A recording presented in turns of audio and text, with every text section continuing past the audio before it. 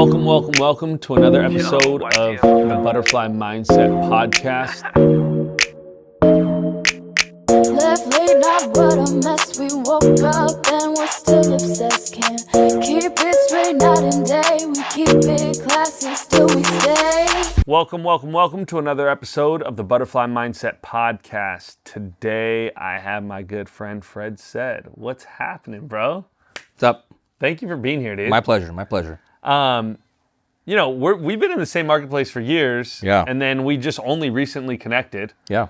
I'm super excited about this because one, like, you're a powerhouse, period, end of story. But two, like, our mindsets and thought processes are like very aligned. Literally. Yeah. So it's like very cool to have this conversation. Yeah. I was really excited when we got connected. So appreciate you making the time to come out. Yeah, my pleasure. With that being said, like I said, you're a powerhouse. You absolutely crush it. You're in how many marketplaces? So we're in about 7 marketplaces in Southern California. So we encompass San Diego County, Orange County, Riverside County, Inland Empire, and LA County. So basically everything from the top of LA all the way to Mexico border we cover from a real estate team standpoint. Wow. Yeah. How many agents do you use? Well, we hover anywhere from 25 to 30 agents, probably 5 staff members. So my team normally hovers between about 29 and 36 people on the residential sales side. But you're consistently doing over 100 million. Yeah, oh yeah. We'll average, even in our best year was last year in 2024, and we did 165 million. Yeah, it's amazing. So, which is good. Like I said, absolute powerhouse. Yeah, thank you. I want to go back to like before all of this. Yeah. Like, how did you even, like, let's talk about before real estate. What did you do before real estate? I was in high school. So I'm 41. My family's done this for 3 generations. So my grandfather did it in Iran, broker. My uncle, rest in peace, was a developer in the Middle East. My mother's been a real estate agent. She's an agent on my team right now. So when I was 18, I was going to uni in Irvine, graduated, didn't know what to do with my life, didn't really go to college, went for a couple of months of Irvine Valley College and then dropped out. Had to provide for my mom, my brother, and my mom's like, get your real estate license. And I'm 19, and I'm like, okay, why not? I got it right when I turned 20. I got it. That was before the market crash in 2004. Did it off and on for a couple of years. Market crash, I got out, did some jobs randomly, did real estate part-time. And then I realized, man, this is something I really want to do because my family, 3 generations on my dad's side was a car business. I did that growing up, and it was just too grimy for me, right? Yeah. And then real estate, my mom, 3 generations. I liked that. I enjoyed it. I love the deal making. I love the fact that you can build wealth in it. So I basically go back to 2007. I did a job at data entry at a company called Linksys, which was bought up by Cisco, like routers at UCI. And I would work at 6 a.m. to 3 p.m. Monday through Friday to make my $3,000 a month in overhead back then when I was just dating my wife. And then I did real estate on my lunch breaks. I did real estate after 3:30, real estate on the weekends. And I'm like, if I can go hard for bell to bell, right? Yeah. Burn the candle at both ends for 6 consecutive months, I can build a pipeline during the crash that I can then go full-time in real estate. Yeah. It took me 9 months to do it, and I quit a month before my wedding in April of 2008. I've been a full-time agent ever since. Wow. And then just built it from the ground up. I was a solo agent for a couple of years from 2009-10 to about 13-14. Then I went to Keller Williams because they had this book called Millionaire Real Estate Agent on how to build a team. And the then president and CEO of Keller Williams, a gentleman named Chris Heller, who's a great friend of mine and mentor of mine, happened to be the owner of that Irvine franchise. And I'm like, oh, this guy's a heavy hitter nationally. Let me see if he can mentor me and help me. And he agreed to, and it was a blessing in my life at that point. And then I started building a team in 2014, really 15. All the way to 2018. So I went from like by myself doing like 3-4 million a year, 4 or 5 deals, like 80,000 in commissions, which means I'm really netting 40 as a solo agent with expenses. Broke as a joke. And started building the team because I wanted more time in my life. Because at that point in 2013-14, we had our 3rd child, Jenna. And I'm like, I don't want to work 7 days a week, try to build a business, fail forward, and miss the most important years of my kids' lives. Yeah. So I understood that I wanted to, at that point, I didn't know what I was doing, but now I know. I was trading time, trading leverage for time, vice versa. So built it up, and we grew it from 14 to 18, from by myself to 9 people, 80, 90 in commissions to $1 million, 4 or 5 million in sales to 40 million, and I became a national trainer for Keller Williams. And I would, go teach at conventions, I would do courses, I was one of the first guys that worked for Gary Keller and their tech team on doing what's called the tech tours, basically going around the nation and North America talking about Command, which is their CRM. Yeah. And I got offered a job to go to KW Corporate in Austin to be one of their in-house trainers, and I turned it down. And a month later, I went to a class called Career Visioning, which they teach you how to, retain talent, hire talent, develop talent in Washington State. It was taught by a guy named Ben Kinney.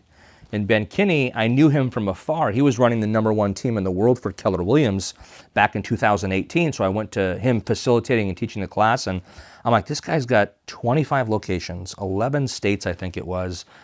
Great reputation, phenomenal person, tech guy, built CRM called Brivity. I'm like, what's up with this guy? Let me talk to him. So we talked more. And long story short, 9 months later, in middle of July of 2019, which was 6 years ago exactly, I would say, something like that, we partnered together, and I was a Southern California leg of the Ben Kinney team. So I merged my $1 million revenue business into his national team because he had the systems, infrastructure, tech, and I'm like, I don't care what name's on the sign. Yeah. I care about, can my team, our families and I net what we have to net and scale what we have to scale in an easier way than me failing for 20 years. Yeah, 100%. And then fast forward, we grew a team, and Ben Kinney, Chris Suarez, which was the #2 team in the world for Keller Williams, merged together, about 50 of us, and Ben and Chris as the co-founders, and we created a company called Place in 2020, January actually. And what we are is we're a national proptech company. We're not a real estate brokerage. We're in the real estate team and tech sector where we empower real estate team owners with systems, tools, infrastructure. We partner alongside of them and help them scale their businesses better than they could on their own and help them with profitability. It's something that's never been done in the industry, and I think we're the only real entity that's doing it at a high level. And I just think we're killing it right now. I think the writing's on the wall. I feel like, and we'll go into this probably today, but I just feel like there's going to be a separation between what I call the low class of agents, middle class, and the high class. And I don't mean that in a bad way from an income standpoint. I just mean from production. Yeah. And I think that the middle class of agents has been eroding for years, especially in the market that we are today. And either they're going down and they're doing a couple deals a year, or they're partnering with high-octane teams like us to help them scale whatever it is that they want to do with their families. Yeah, 100% agree. I mean, like the low-tier agents, the mid-tier agents become either high-tier or low-tier. I think that has to do with tech, right? Very heavily, with advances in technology as far as the industry goes, like that is completely, I mean, it's making the mid-tier agents more productive, the high-tier agents even more productive. I mean, just the agents that adopt it, to be honest. And that's what's creating that gap, I think, and it'll continue to get even bigger. To a point where, like you said, the middle tier agents won't exist. There'll be low tier agents that'll come in that'll probably either they catch on or they don't. They go in the business, they fall out. They go in the business, fall out, and so on and so forth. I'm gonna rewind a little bit. You had mentioned something. You said your grandfather and your mom were both in real estate, and your uncle, all on your mom's side. Yeah. And then you said on your dad's side was car business. My dad was in the car business as well. No way, really? Yeah. Here? Yeah. Okay.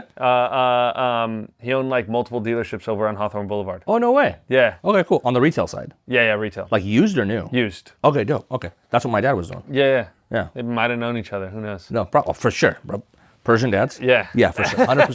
That's what I'm in saying. Southern California, doing cars? That's what I'm saying. Like, they're having kebab left and right buying cars from each other. Yeah, bro. Straight up. Yeah. So, pretty interesting, background.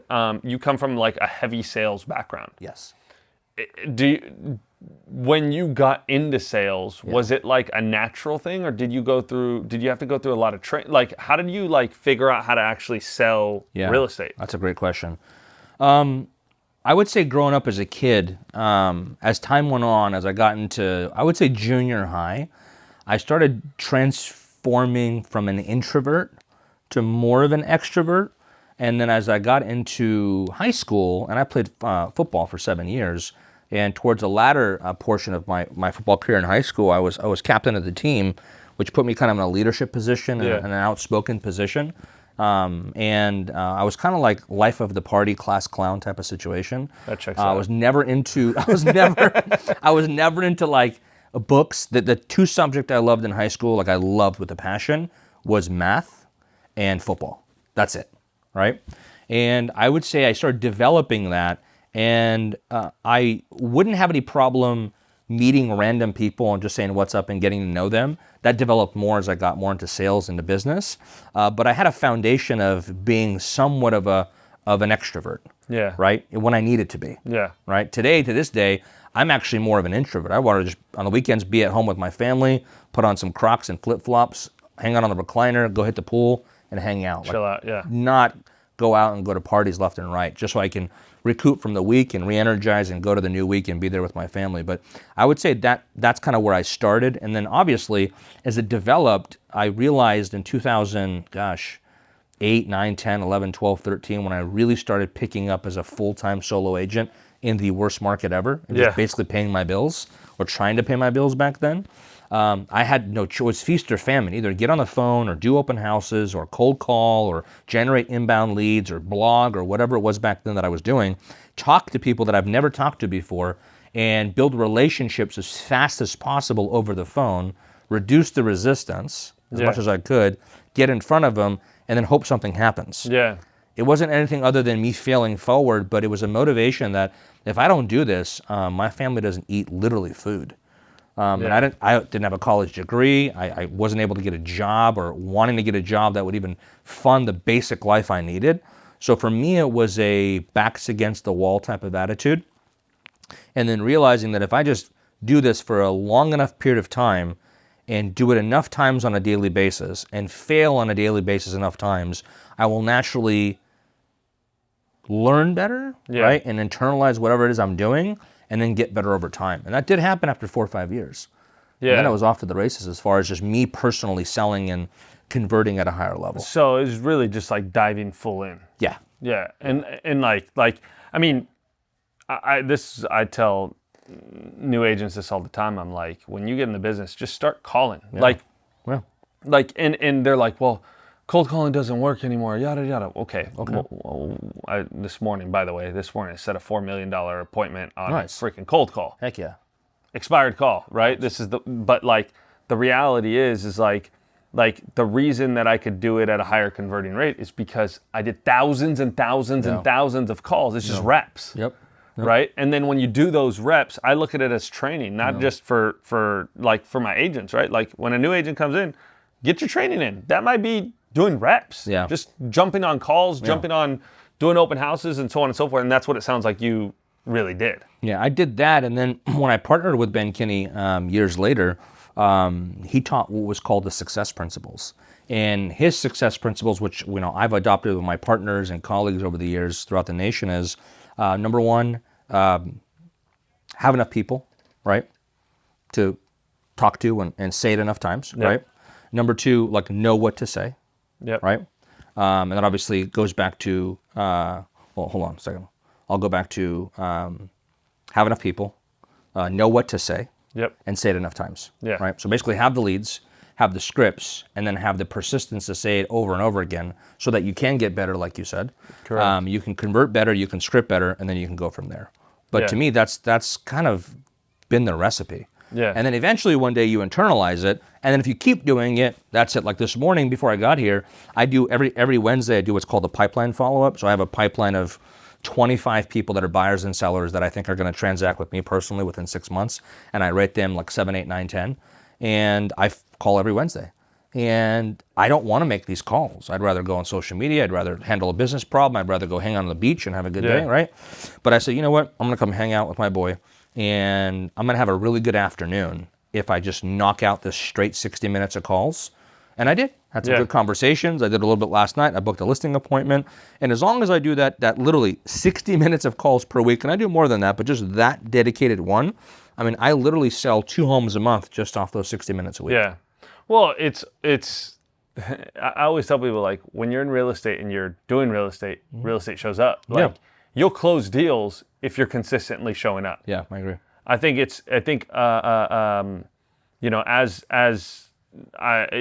where you were to where you're at now is like, you've just continually like just showing up. Yeah. And it's not the prettiest stuff, No. right? Like, No. like I don't think that, you know, it's not the sexiest things that we do that create big business, but it creates consistent business, which is what we need in this. So, so those couple of years you kind of grind in, so on and so forth, and then you said you were doing what? You said like what did you say? 4 million, 4.5 million, something like that? When I was a solo agent, so I was a solo agent in 2008, 9, 10, 11, 12, like those 4 years or so, right? I was doing 3 to 6 sales transactions a year, and I was doing 50 rentals a year. Oh, so, dang. Because you think about it, back then, a rental, I mean, representing a tenant in Orange County was not very common, but I mean, I can go show a $2,500 rental, generate a tenant lead, wrap it up within 7 days, and I can get a check for $500, $100. So I would do like 7 to 8 rentals a month to pay my overhead while I was building the sales funnel. So what I didn't realize until 5 years later, I'm like, hold on, I've done 450, 500 rental transactions in 5 or 6 years. I've done like 30 or 35 sales. But the amount of units that I did, even though rentals and the conversations and the problem solving and the back and forth with tenants, landlords, and that whole dynamic with investors, and it just helped me grow quicker and become what I call a master of a transaction in California. And then that, I mean, when I did that and before I built a team, my goodness, I mean, it helped me attract a lot of good talented people that realized I want to do deals like Fred. Yeah. And then I had to figure out a way to train them, teach them, and other people can sell. Like I said, I sell 2 to 3 homes a month myself. So out of the 150, 175 million we'll do this year and last year, I'll do 20 million. Yeah. My team will do the other 135, 140. Yeah. But I want to outsell my top agents on my team. I still want to provide for my family. I still love going on appointments. I just think it's the name of the game. And nothing against people that are real estate coaches, real estate leaders, real estate team owners that preach and teach to their people, but they haven't sold a house in 5 years. Yeah. Or maybe they haven't sold a house ever. Right? And I'm like, okay, interesting. I'd say, can you help close a listing appointment tomorrow for $3.5 million with your agent that needs your help, and you're going against the 4 best agents in that city? Yep. I'll go to any appointment in Southern California, not know the person or the seller whatsoever, not know my competition, just know the property, the comps, and my presentation, and I'm telling you, I will probably get the listing 7 times out of 10. Yeah. Like I feel that confident. Yep, 100%. Right? And that's how an agent should feel when they go into an appointment in sales. They got to know their craft really well, their value proposition so well, and be able to articulate and deliver that in a way where any consumer sees the talent and sees the value and wants to sign the agreement and hire you. Yeah, 100%. When did you know to like, when was I guess the confidence and the trigger point for you to sit there and say, I want to build a team? Because you did this before you knew banking, before all, like, why did, like, I know you said the book, but like, what was that like push? Well, the initial push was, speaking of Ben Kinney, he created a, you know those certifications you can get as agents? Right? He created one back in the day called IMSD, which is called Internet Marketing Specialist Designation. I'm talking about 2009, 10, 11, before like Zillow and Redfin existed. And he would teach people how to blog, how to do search engine optimization, how to do SEM, which is pay-per-click, right? Craigslist was prevalent back in the day. So I learned internet marketing off of him. I built a WordPress website on my own, and I was getting, 20,000 uniques to my website a month before anything began. Yeah. And I was doing YouTube before anybody was doing YouTube in Southern California. All these things combined, I was generating 200 leads per month, 100 tenants, 100 buyers a month. And I'm like, hold on, 200 leads a month, I'm drowning. Let me just hire agents, and let me just give them leads, and let me make money off of them. That's what I thought back then. So one day I did a Craigslist ad. I interviewed like 10 or 13 agents on a Saturday in 3 hours. Craigslist ad, hell yeah. Straight up. And I hired 3 agents on a Saturday, all start on a Monday. And I'm like, here, John, Sally, and Joe, here's 30 leads each, go sell. And I was a miserable failure building a team on my own at the previous brokerage from 2011 to 13. It was 2 years of working 7 days a week. I don't think any of my agents sold a house. They did some rentals. Yeah. But I don't think anybody actually sold a house other than me. And I'm like, I'm working 7 days a week. I'm broke. It's not working. And so if I'm going to continue building a team, where do I go? And I got gravitated towards Keller Williams and what I heard and how I got recruited and the books that I read. I'm like, let's give it a shot. Yeah. So it kind of naturally fell upon it. I just got into business, wanted to sell houses. Yeah. make money. Nothing about building a business and building a team, but that kind of evolved over time. And I'm like, if I'm going to do this, I got to figure this out. Yep. That was a whole epiphany about me having my third kid and saying, wow, I'm working 7 days a week, not making any money. I have to fix this or change this. Yeah. Right? Yeah, because, I mean, 100%. It's funny. It's one, like I always tell people, like, you shouldn't start a team until you have a need to create a team, right? And then two, when you create a team, understand that if you don't have the systems and processes, your income is going to go down significantly. 100%. Because now you're managing those three people and you're trying to help them get stuff, and then you forget what you have to do. Those 60 minutes of calls a week because you're dealing with Sally's problems, right? So it's pretty interesting. So then you started doing that.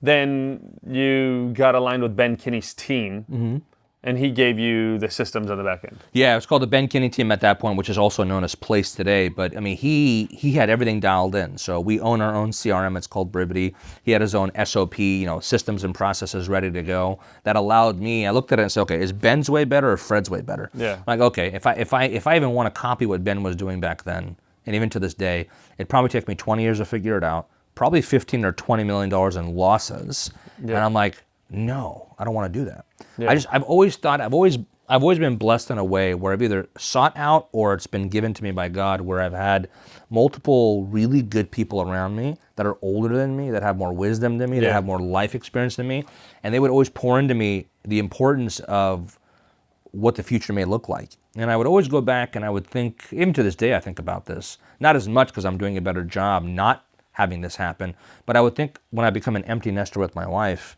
and my kids are 18 to 21 or older and they're all gone. Yeah. And I look back and my wife and I are staring at each other and I'm like, do I have more feelings of regret not being there with my kids because they're gone now out of the house? Or do I just think about the amazing memories that we had together? Yeah. Right now, I'm always thinking about the memories of what we've had the past couple of years because I'm pouring and I'm there and we're spending more time with our kids and we're doing life the way that we want to do life. Even though it's not perfect and never will be, we're going down the path that I want to. Yeah. So I would think about that dynamic in realizing I want to have a team, once again, to trade leverage for time, money to get time back. And then it eventually evolved into I actually have a passion to help people. Yeah. Really, one of my driving factors over the past 12 years, 13 years, in coaching and training and leading other people in my team or outside of my team has been the concept of I literally want to lead people to break through their limiting beliefs that they have in every area of their life so that they can achieve massive success in all areas of their lives. And by doing that, then my family and I can enjoy our lives and I can set up my family for generations to come with wealth. Yeah. Like it's kind of the giver's gain mentality, but it's not just about being amazing at selling homes and making money.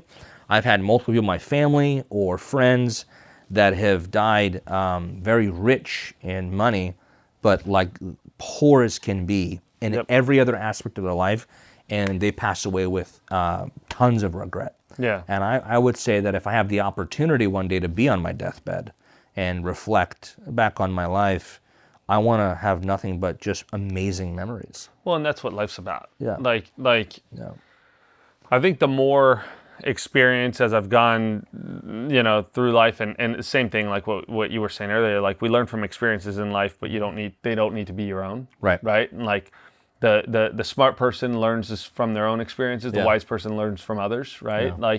And so it's like this thought process of like I think as I've gone through this and this journey of like this inward journey in life, it's like that's what it is. It's a journey. Like that's the fun part is what we're doing. Yeah. You know what I mean? Yeah. And it's so easy to get caught in like just focusing on this because I'm going to build for the future. But what if the future isn't there? Yeah. So good. Right? I would give up all of this so good. For that, right? Like no. And so 100% like this thought process of like leveraging and systems and processes to be able to have the lifestyle that you want to live and also be able to provide the lifestyle for the people in your corner is like, I think what makes a true leader. Yeah. There's one way to like lead is like, all like selfishly, hey, I want more money, so I need to do this, and you need to do this for me, and yada yada. And then there's the other way is like where I think that we align a lot on is like this thought process of like, let me help you be the best version of yourself, the best version of yourself in every aspect, and from there, it's going to help us all be the best versions of ourselves. I agree. Right.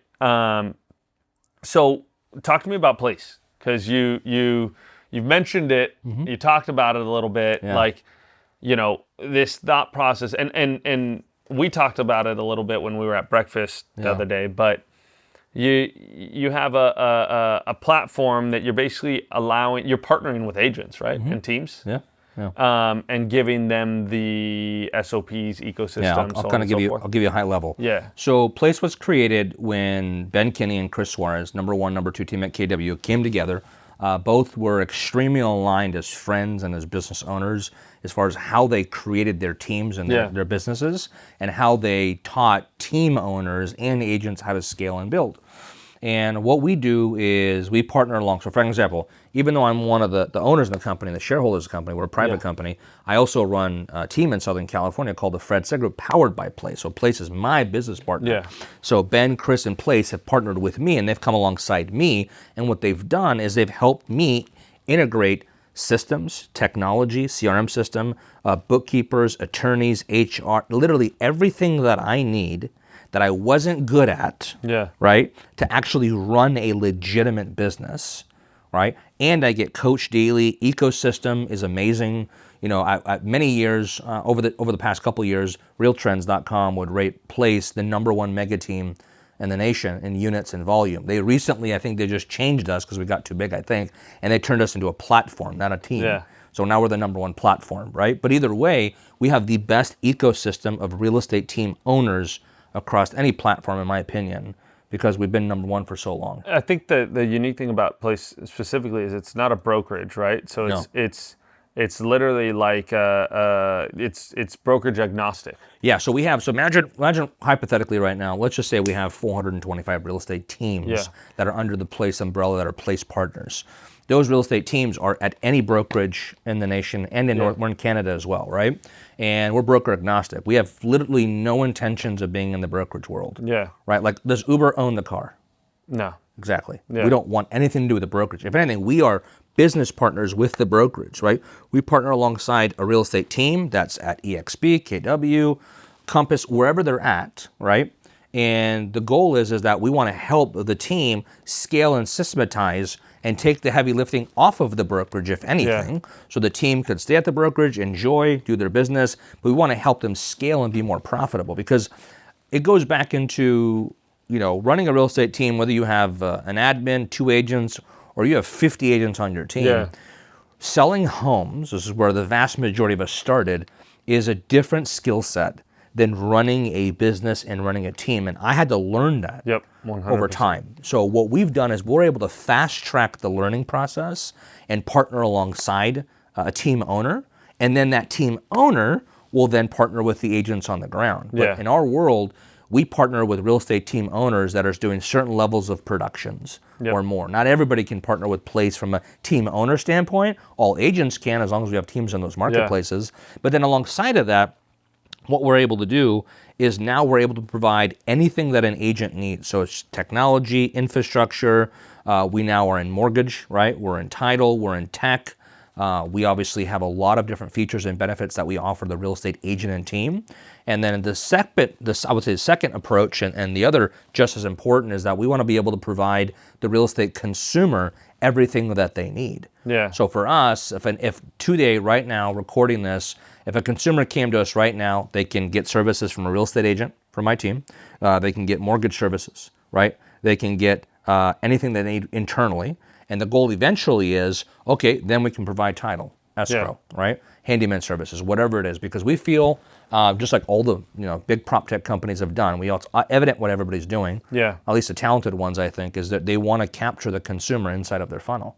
Yeah. And for us, the difference is, and I'm proud to say this, in the proptech world, I feel like we're the only proptech company that's doing what we're doing at the level that we're doing it, that is built and still run by real estate agents. Yeah, 100%. Nothing against the tech companies. I mean, I am proud and I'm also just amazed at what some of these companies have done. But I think the vast majority of these tech companies, they're tech companies. They're not run and built by day-to-day real estate agents that are literally in the deal every single day, that started their careers that way, and they're still running and selling homes to this day. Do you think that the place model is, I'm going to figure out how to word this, but I guess I wouldn't say only successful, but successful because the model of brokerage has changed so much over the last 10 years? Because like for instance, like over the last 20 years, right? Like a full service brokerage is not a full service brokerage how it used to be, right? So do you think that place would exist 15, 20 years ago without like these quote unquote discount brokerages existing? Or because it's a race to the bottom, right? For Splitwise. Yeah. So I always think about like that, and I think Ben is an extremely intelligent person to see the gap and fill it, right? But I wonder always about that question. I don't know if it would have worked 15, 20 years ago, because the evolution of brokerage and the evolution of real estate teams had to happen. Yeah. Right. It's like 25 years ago. If you said you're building a real estate team, I would have thought they thought you were crazy. Like, what? And then 35 years ago, I have a real estate assistant. What are you talking about, right? So I feel like the team had to evolve at the brokerage, and then as the teams got bigger and tech has evolved and the industry has evolved, the consumer has evolved, there was a gap that the brokerage can't fill. And I think that any real estate brokerage is a good brokerage for an agent to go to as long as they're getting the value that they need. Yeah. But the brokerage in general cannot do what a team needs if they're scaling, right? And there's nothing wrong with that. It's just not their job. Yeah. Really, if you run a real estate team or you're a real estate agent at a brokerage, at the end of the day, you are the business owner. You got to wake up every single day. You got to make your calls. The broker is not going to sit next to you and hold you accountable. They got tons of other things to do. And with all due respect, from a business standpoint, they're only getting X piece of the pie from your production. They got to get 150, 300 agents to make their bottom line profitable. Right? So that's why when we come in to a real estate team, we know where their gaps are, but we're a business partner with them. Meaning if we can't help them become profitable, we don't share in the profit. Yeah. Right? We're not a brokerage. We're true business partners. And that's what I loved about the business model that they created. I go back to when I first talked to Ben about this, before Place existed, when it was the Ben Kinney team and then evolved into Place. I told Ben, I said, do you guys know what you created? He said, what? I said, the Chick-fil-A model in real estate. He's like, what do you mean? And I said, because I kind of grew up knowing the people that expanded Chick-fil-A in Southern California. So I was always been fascinated about the what people think is the franchise model. Chick-fil-A is actually not a franchise. Chick-fil-A is wholly owned by Chick-fil-A. And what happens is that an operator pops up at a location in Southern California, and they get picked by Chick-fil-A and say, you're going to be what's called our operator, and you're going to run that location in Tustin, California, for example. And what we'll do is, we'll have expenses that we're going to share, and we'll cover the location, we'll build it, whatever it is. We'll take marketing, rent off the top, and then whatever's left, we'll split the profit 50-50. So the operator of a Chick-fil-A actually earns, on average, 40%, 50% of the net profit of that location monthly. Yeah. I was so fascinated by that model, and I realized that at Place, that's what we do. So Place comes together, and they supply all the systems, all the infrastructure. Now, the team operator, aka Fred, already has a great book of business, already sell homes. Like, there's something great here. When you put what Fred does really well and Place does really well, and you put them together and you let it simmer for 3, 4, 5, 6, 7, 8, 9 months and let it evolve, my goodness, the compound effect of a real estate sales team goes like this.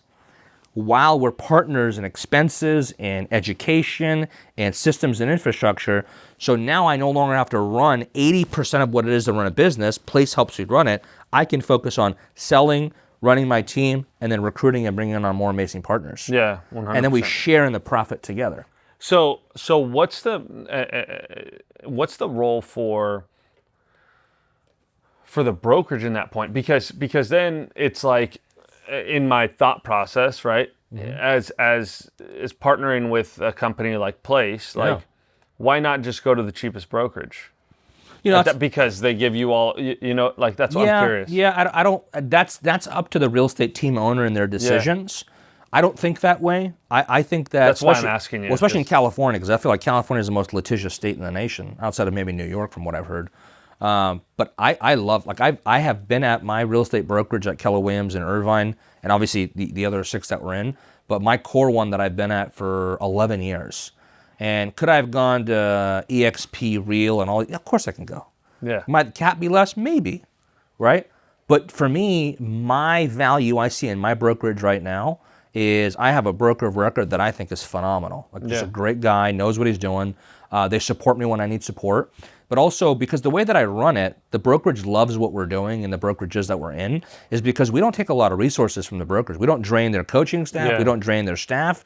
We everything we do at Place is literally all in. Yeah. My agents don't need anything from the brokerage other than, hey, when we have a transaction, we'll put it through your compliance. You'll make sure it's good to go, and you'll cut us our check once you receive it. Yep. If we have any issues from a transaction standpoint, we expect that you're there for us to support us, which they are. And if there's opportunity to rent brick and mortar from you at a subsidized lease, we'll be able to do that as well. So a proper real estate team owner should realize the broker is good for what they're good for, and that's what they're good for. And that's what they want to be good for, right? And we want to make sure the brokerage is as profitable as possible, so they don't put extra resources in us that they don't have to, because I'm already doing it.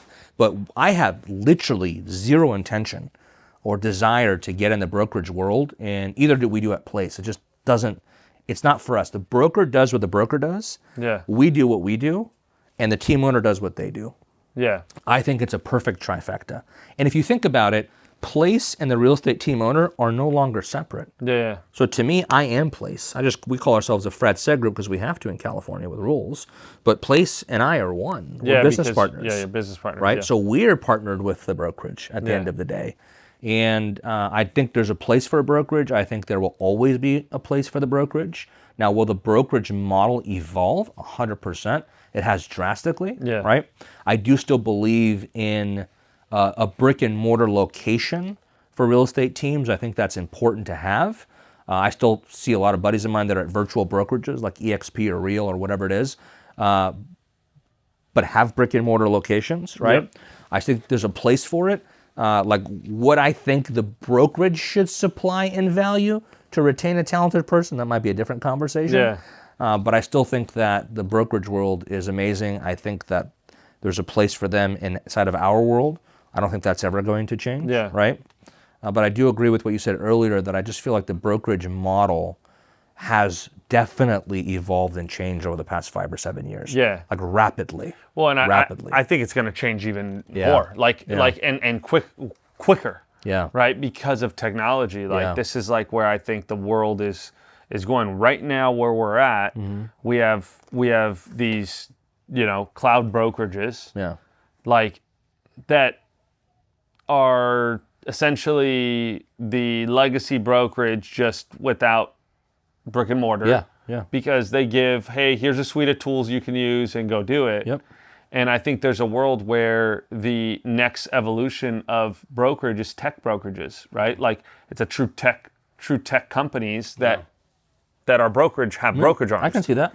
Right? Because that's the support that's needed for these agents, and then that allows, right, the bottom dollar, it's race to bottom for splits. Yeah. So it allows the brokerage to give the lowest split possible to the agent to cover what they need to, as brokerage as a service. Yeah. Right? And I think this is where the world is going, whether we like it or not. I mean, every single brokerage you see them lowering on their brick and mortar, which is interesting. But how are they going to survive? How's brokerage going to survive? So if you think about it, if you're, and I'm not arguing with the race to the bottom. I mean, that's been kind of a thing for a long time. But if you go race to the bottom if we're in the brokerage world together, right? How do you build a model that still is profitable for the broker so they can sustain and continue to keep the lights on? Correct. You need the brokerage needs to have smaller margins. Got it. Okay. Like that's the only way. So so for instance, like the reason EXP is able to do what they can do is because they operate on such low margins. Yeah, they do. Right? Because they were built at a time thinking about that thought process. Well, the brokerage that I think will start showing up is these quote unquote tech brokerages. New evolution of brokerage will operate on even smaller margins. Yeah. Have AI involved? Yeah, for sure. Correct. Yeah, Think about compliance. Automation, yeah. We don't need somebody to go over compliance. We need AI to check it, flag it, boom, done. Yeah. Right? No, like this is where the world is going, I think, with brokerage. So it'll be very interesting with that, along with like companies like Place that allow the team lead to be able that hey, look, this is how you operate, this is what we're going to do, this is how you run a business. Yep. And then paired with companies like this, I think would be a very interesting mix of where the world is going for brokerage. And then, you know, we go back to the conversation of like, you know, the agents going from, you know, the mid-tier agents not existing. Yeah. That's from tech. Like, I agree. Like purely. You know, your team operates at such a high level, one, because of your leadership, but if you didn't have the tech, you couldn't operate in this way. I always tell people, like just take away DocuSign from me and I'm done. Yeah. You know what I mean? Like, you didn't start when I started. That's what I'm saying. We didn't have DocuSign. We didn't have email. Well, maybe not. Email just started. But we had contracts in California, the RPA that we have. But it was gray, Carbon pink, and copy, yellow. yep. Yeah. You know, sign here, press hard, and then I would tear it off on the back of my trunk and I'd hand them their copy. And then I was Mongo fax back in the day, which is basically an electronic fax of some sort. But yeah, it was very difficult. Yeah, that's what I'm saying. Like in today's world, like the amount of volume that like we do. Let's not talk about our teams. Let's just talk about what we do. Us, yeah. Like we couldn't do that without those systems. No. Or I mean, I lied. We could, but the lifestyle that we have, we would not be able to. No, we'd be in the office, driving all over the place, not doing the level of units we can do because we're spending too much time on the admin side. Correct. Right, because we have to chase down things. It's impossible, right? Yeah. And so I think that productivity of the agent is just going to get even more productive because of tech and because the utilization of specifically AI. Yeah. Like, I just think it's going to be game changer over the next couple of years. I say 20 to 40% of agents are going to fall out of the business over the next couple of years. You think so? I will make a bet on it. Yeah, because you think about it like this. Like, you have so many agents that are, I mean, put it in perspective. When the MLS went from being a book completely to, well, Compass is trying to bring it back to a book. Right. That's a whole different Fair conversation. enough. Yeah. But from a book to website, that was a huge shift in the industry. That was 1997 in Southern California. Correct. Yeah. And then you take when you got rid of the carbon copy need to DocuSign, another huge shift in the industry. The people that didn't get with that change fell out. Yeah, fair enough. Okay. AI is like 20x all of that. Because this affects every piece of our business. Yeah, it does. It's going to be absolutely insane because the people that do not buy in now on this are going to be out. And the people that do are those low, even if they're a low tier agent now, they'll be high tier agents because their productivity will just go through the roof. Yeah, for sure. Because AI follow-up, AI checking of the docs and so on. And all of these little pieces through the AI searches. If I talk to you, I'm on the phone with you and I'm like, yo, Fred, what are you looking for? I'm looking for 5-bedroom, blah, blah, blah. And AI sends the search to you automatically. Like, amazing. I don't have to set it up anymore. Yeah. That exists. Yeah. You know what I mean? Like, this is where the world is going. I wouldn't mind doing double the units for the same amount of time. That'd be nice. That's my point. Yeah. I think less time, to be honest. Yeah. I think that's where it's going to go. So it's pretty interesting. What's next for Fred Sed? What's next for Fred Sed Group? Like, where are you going? Yeah, good question. So for us, I mean, over the years, we didn't talk too much about it, but, outside of selling homes and running a team, for the past probably, I'd say 11 or 12 years, I've been doing a lot of coaching and training. Yeah. So I would travel and teach for Keller Williams International, and then eventually moved over to Place, and I've been one of Place's national trainers. And then in Southern California, we had this group called $1 Billion Masterminds. And we started it about 3-4 years ago, where me and some top producer friends of mine said, hey, it'd be cool if we can elevate the skill set and the game of fellow agents so we can all collectively grow together. We work together at the end of the day, so if we can help each other, that's the way to go. It's a different way of thinking. It's abundant thinking versus scarcity thinking. 100%. So I started a mastermind group called $1 Billion Masterminds. We've done a handful of events. We've done, micro events. We've done Zooms. It's just an ecosystem where agents can come and learn on a regular basis about how to run a real estate team or run a real estate individual business or the administrative side or whatever it may be.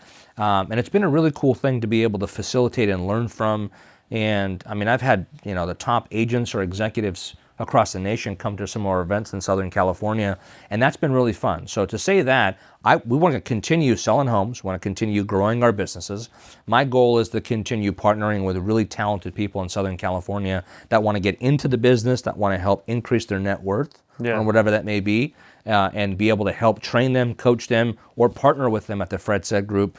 And go day to day. But I think that's the vision. For me personally, at times do I want to just like be Ben or Chris and scale a multi-billion-dollar business? Of course I do. Yeah. But at the same time, as I've gotten wiser and a little older, I've realized it's not for me, right? If I can help someone build what it is that they want, and then in return we partner together and I get what I want, I think that satisfies where I'm at. And what I mean by that is I think too many people in this business jump ahead of themselves. Yeah. And I've been one of them over the years. And I've kind of slowed down and gotten smarter and faster in different ways, where we have to look at what do we want to net on an annual basis. And that net not only covers our overhead, but then there's ancillary left over so that we can pay down debt, invest, buy real estate, enjoy the lifestyle that we want. And if that's, and give and tithe and things of that nature, and if that's good enough, that should satisfy it. The reason why is I had a mentor of mine many years ago, and this sticks to me, and I share this all the time. He told me a long time ago, he said, Fred, you cannot attach a U-Haul to your hearse. And I said, okay, that's a pretty profound statement. Yeah. And when I understood it, and I talked about it, and I lived based off of that, I'm like, I mean, yeah, could you make more money? Yeah. I mean, as long as you could do good with it. But when you die, you're not taking, you're not wiring an ACH deposit to your coffin. Yep. You with me? 100%. Right. So it's like I think about it from that perspective. I enjoy what I do every single day. I enjoy the problems. I enjoy the scalability. I enjoy teaching. I enjoy the challenges. But I think at the end of the day, when my time is up, I want people to look back and hear my name, whether it's nationally or locally, and say, that guy was a good dude. Like, that guy helped me out. That guy helped change my life. That guy sat with me at lunch when I was broke and I was hurting, and they just had lunch with me and just listened. Yeah. Like, to me, that's what I want. That's real legacy to me. I think outside of that, I partnered with Place and Ben and Chris and others because they've already built what I thought I wanted to build, and I'm just along for the ride. And I'm okay just being a small little piece of a massive puzzle, because we're all going to benefit with our families and our partners because of it. Yeah. So where it goes, I don't know, but I'm excited to just keep going day by day. But what I do know is I love this business. I love what I do. I love selling. And I do think that this business is going to evolve. And I feel like with where our team is at personally in Southern California and where our company is at Place, there's nothing like it. And I think that the changes that are going to happen in the next 3 to 5 years, I think we're going to be at our top of our game, especially in the prop tech sector. I just think that we're going to slay it. Yeah. I think we're going to slay it. I love this. Yeah. I have 2 more questions for you. Yeah, buddy. One, where can people connect with you? Find Yeah, you? for sure. So I got a couple of handles on Instagram. You can always follow us at billiondollar.masterminds.com, or my personal is Ask Fred Sed is my handle. How do you spell it? Ask ASK, and then FRED, and then last name is SED. So Ask Fred Sed. That's probably the best way to find me on there, and then DM me on whatever you need. Any referrals in Southern California, if you want to partner with someone, you got any questions or coaching and training, or if you want to come to one of our masterminds or sessions in the future, I'd love to have anybody. Appreciate you. And then one more question for you. Yeah. Right now it's not the easiest market. You came back, you were in the industry, then you came back in the industry in a pretty tough market. Like, what's a piece of advice for someone that's getting into this industry right now? That you wish you would have gotten at one point, or that you would give them now? And I mean this, not because I own one, but I really mean this. If Place or the Ben Kinney team was in my brokerage at that point, as God is my witness, I literally would not have built a real estate team. I would have partnered with one, because the first 4 or 5 years of building a team absolutely sucked. I would never do it again. So because I would rather plug into systems and models as fast as possible. So if you're getting in now, I recommend that you partner with a highly recommended brokerage, whatever that may be, or partner with a team that has true systems and infrastructure in place where you have no expenses and you could just literally get on the phone and be the face of the sales, and they support you with everything so you can scale faster and earn quicker. But even beyond that part of it, you just have to get ready to be on the phone and do the proper activity. I mean, you should be doing 2 to 3 open houses a week, probably doing at least 40 to 70 conversations per week, probably 300 to 500 cold calls per week, just basics, right? Yeah. And just have that and know that you're going to go for 3 to 6 months consecutively until you build a solid pipeline. Love that. You can do that now in this market when rates drop and the wind comes underneath our sails. I mean, you're off to the races. Yeah. I love that. Yeah. I love that. I appreciate you. Thank you so much Cool, for my being pleasure. on, bro. Awesome, bro. Thank you.